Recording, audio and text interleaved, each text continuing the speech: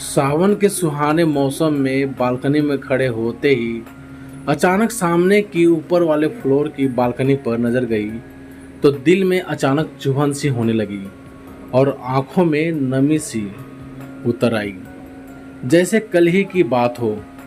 अक्सर रीना अपनी बालकनी में चहकते हुए नजर आती, कभी नृत्य का रियाज करती तो कभी चित्रकारी और बागवानी करते तो कभी अपने पति और बेटी के साथ सेल्फी लेते।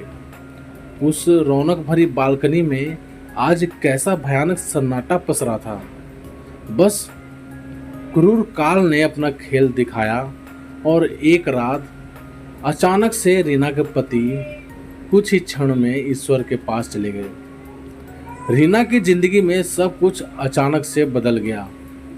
हीना ने ये सब सोचते सोचते रीना के घर जाने का मन बना लिया।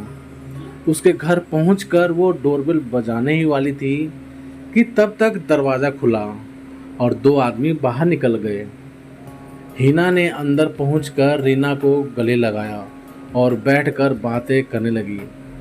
रीना चाय बनाने के लिए उठने लगी तो हीना ने रीना से उसकी बेटी के बारे में पूछा कि दीप्ति कहाँ है। वो नाराज है, रीना ने कहा। पर क्यों? हीना ने पूछा। उसकी शादी लगभग तय हो गई है इसीलिए। क्या?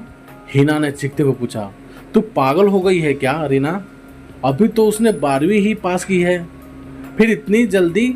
और दीप्ति तो ऐसे भी पढ़ने में बहुत होशियार है और वो बहुत पढ़ना भी चाहती थी। फिर?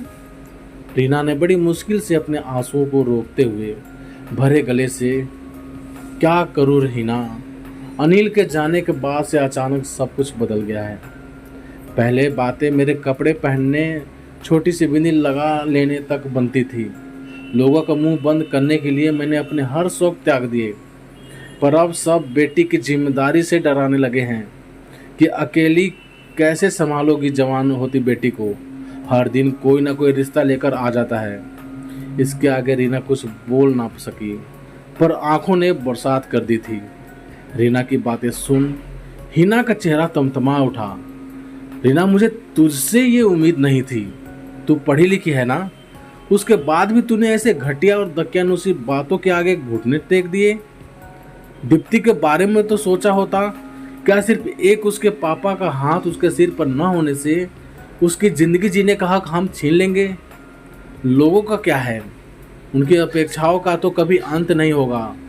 पहले तुझसे तेरे हर तरह के शौक त्यागने की अपेक्षा, फिर तेरी बेटी से अपेक्षा, फिर आगे तेरी बेटी के बच्चों से अपेक्षा। इन अपेक्षाओं का कभी अंत नहीं होगा रीना। इन अपेक्षाओं से आज़ाद होना सीख रीना। अपने फैसले खुद लेना सीख और दीप्ति को भी आत्मनिर्भर बना। अपने फैसले खुद लेने सिखा। अभी दोनों बात कर ही रही थी कि रीना का मोबाइल बज उठा। रीना फ़ोन पर बात कर रही थी। तब तक हीना दीप्ति से बात करने लगी। थोड़ी ही देर में हीना के कानों में रीना की आवाज़ सुनाई पड़ी। वो फ़ोन पर बात करते हुए, हाँ मामा जी, अभी मैं दीप्ति की शादी नहीं करूँगी। क्यों, लड़का पसंद नहीं आया क्या? नहीं मामा जी, ऐसी कोई बात नहीं, पर अभी मैं उसे आगे पढ़ाना चाहती हूँ। पहले वो अपने पैरों पर खड़ी हो जाए, फिर देखती हूँ। पर बेटा, लड़की है, वो भी बिन बाप की बच्ची है। जिम्मेदारी निपट जाती तो तुम्हें भी चैन मिलता। मामा जी, बाप ना सही पर उसकी माँ तो है ना। अभी फिर अनिल उसे बहुत पढ़ाना चाहते थे, तो सुकून तो मुझे तब मिलेगा जब मैं अनिल के देखे हुए सपने को पूरा कर पाऊंगी। बेटा, पर समाज की भी तो कुछ। बस मामा जी, अब मैं खुद के लिए बनाए गए समाज की अपेक्षाओं से आज़ाद होना चाहती हूँ और अपनी बेटी और अपने लिए खुद की शर्तों पर जीना चाहती हूँ, क्योंकि हमें भी जीने का उतना ही हक है जितना दूसरों को। कहते हुए उसने फ़ोन रख दिया और बहुत दिनों के बाद आज उस बालकनी के पौधे खुश थे। रीना, हीना और दीप्ति लोगों की अपेक्षाओं से आज़ाद हो चले थे और चल पड़े थे जिंदगी को खुशियों से भरने के लिए।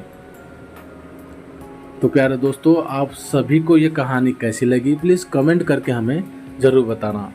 यदि कहानी आप सभी को पसंद आई हो तो लाइक करना, शेयर करना और चैनल पर नए हो तो चैनल को सब्सक्राइब भी ज़रूर कर देना।